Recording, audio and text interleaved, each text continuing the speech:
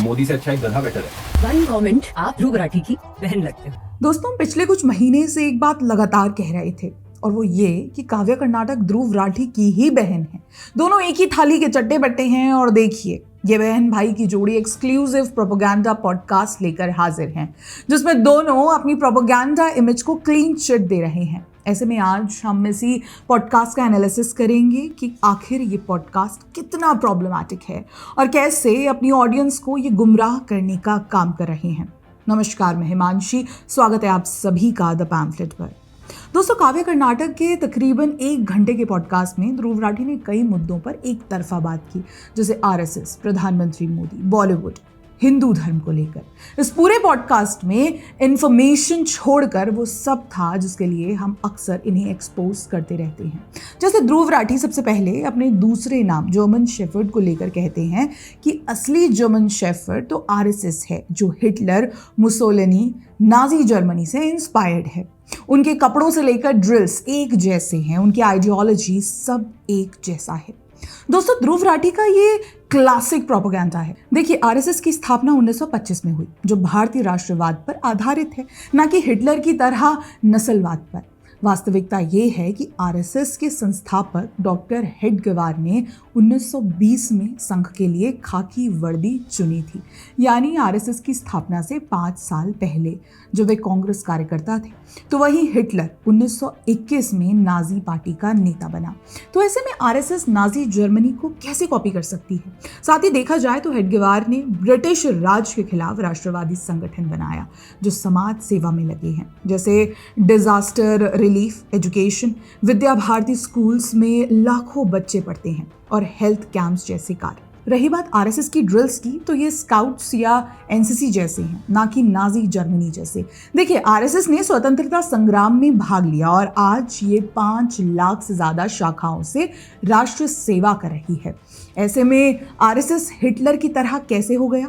Hitler और Nazi Germany तो फांसीवादी था, जहां विपक्ष को बोलने नहीं दिया जाता, लेकिन भारत में विपक्ष फ्री है, कुछ भी बोलता है। जैसे ध्रुव राठी आप भी कुछ भी बोलते हैं। इसका सबसे बड़ा उदाहरण इसी पॉडकास्ट में मिलता है, जब आप प्रधानमंत्री मोदी के लिए कहते हैं कि प्रधानमंत्री मोदी से अच्छा तो गधा है। मोदी से अच्छा एक गधा बेटर है। क्या एक कंटेंट क्रिएटर या किसी भी व्यक्ति को यह शोभा देता है कि वो देश के प्रधानमंत्री के लिए ऐसे शब्द का इस्तेमाल करे? इस तरह के व्यक्तिगत हमला कोई तब करता है जब उसके पास तर्क नहीं रहते। इस तरह की भाषा आलोचना की बात नहीं है। आलोचना पॉलिसीज, गवर्नेंस या एडमिनिस्ट्रेटिव एबिलिटीज को लेकर होती है, ना कि पर्सनल अटैक को लेकर। माना आपकी भाषा आपके चेक पर साइन करने वाले जैसे की लगती है, लेकिन खुद को कथित पत्रकार, रिसर्चर बताते हुआ कुछ उस प्रोफेशन की गरिमा रख लो। दुख होता है ना, इनके आकाओं के हाथ में सत्ता नहीं है, पर सत्ता मोह इतना है कि नैरेटिव चलाते चलाते भूल जाते हैं विरोध किसका करना है, विचारधारा का, व्यक्ति का, सरकार का या देश का। लड़ाई भारत के लिए नहीं, भारत से हो जाती है। वैसे दुख तो इन्हें इस बात का भी है कि बॉलीवुड भी अब इनके हाथ में नहीं रहा। सॉफ्ट नैरेटिव का सबसे बड़ा हथियार हाथ से छूट जाए तो दुख तो होगा ना। धुरंधर मूवी के वक्त ध्रुव राठी को रुदाली की भूमिका में हमने खूब देखा है।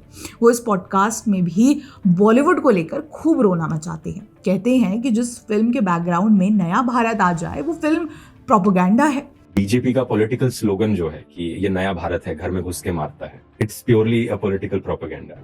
देखिए ध्रुव राठी जी, हमें अच्छे से पता है कि क्यों आपको धुरंधर, कश्मीर फाइल्स, आर्टिकल 370 और द केरला स्टोरी जैसी फिल्में प्रोपेगेंडा लगती हैं। ये सभी फिल्में आपके प्रोपेगेंडा को ध्वस्त करती हैं। आज आप बॉलीवुड को इतना क्रिटिसाइज कर रहे हैं, ये क्रिटिसिज्म तब क्यों नहीं जब इन्हीं बॉलीवुड में टेररिज्म को ग्लोरीफाई किया जाता था, भगवा आतंकवाद का नैरेटिव गढ़ा जाता था, हिंदुओं को चोर, पाखंडी, हवस का पुजारी कहा जाता था। लेकिन आज बॉलीवुड के डायरेक्टर धुरंधर जैसी फिल्में बनाकर जनता को रियलिटी बता रहे हैं, तो आप उन्हें बीजेपी का चाटुकार बता रहे हैं। ऐसे में तो हमें भी आपको, खैर जाने दीजिए, हम में और आप में फर्क है। देखिए, हम ठहरे पत्रकार, हम अपमानजनक बातें नहीं करते, स्लर्स का इस्तेमाल नहीं करते, हमारा व्यंग ही काफ़ी है। वैसे इस पॉडकास्ट में काव्या कर्नाटक और ध्रुव राठी हिंदुओं और हिंदू धर्म गुरुओं का भी अपमान कर रहे थे। ध्रुव राठी साफ तौर पर एस्ट्रोलॉजी को फ्रॉड और बाबा स्कैम की बात कर रहे थे। ये बात वो आदमी कह रहा है जो सीधे सीधे अंतर्राष्ट्रीय एजेंसियों के आंकड़े नकारने वाले हैं, जो लॉजिक के नाम पर नर्तकियों की मुद्रा में बकैती करता है। और वैसे भी, पर मैं जर्मन शेफर्ड से पूछना चाहूंगी कि अचानक काव्या कर्नाटक के साथ पॉडकास्ट करके इन मुद्दों पर बात करने की क्यों सूझी?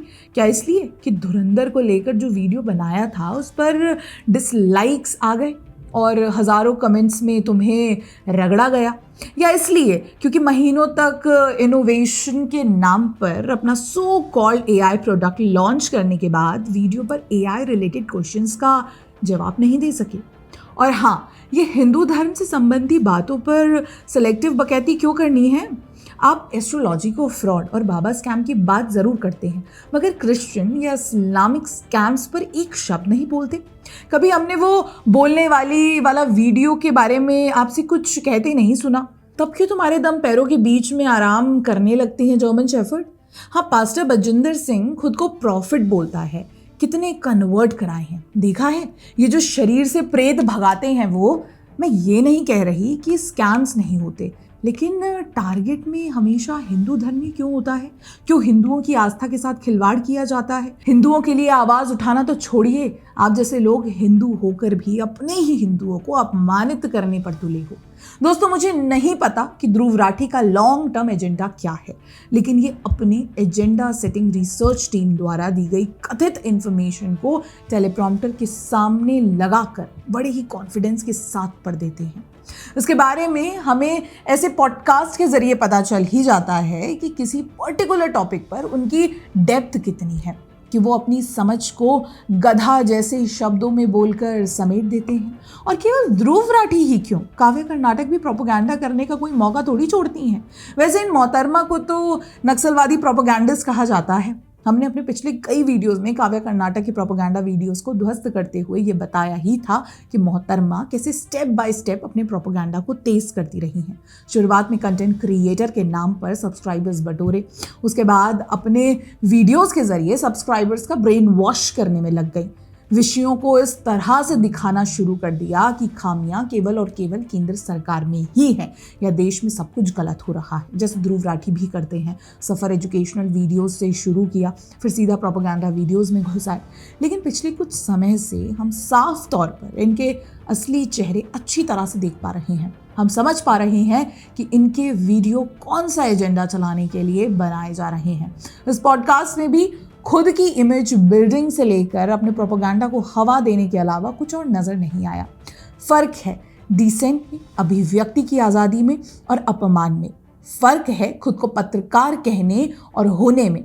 फ़र्क है खुद को भारतीय कहने में और होने में। बहुत बहुत धन्यवाद।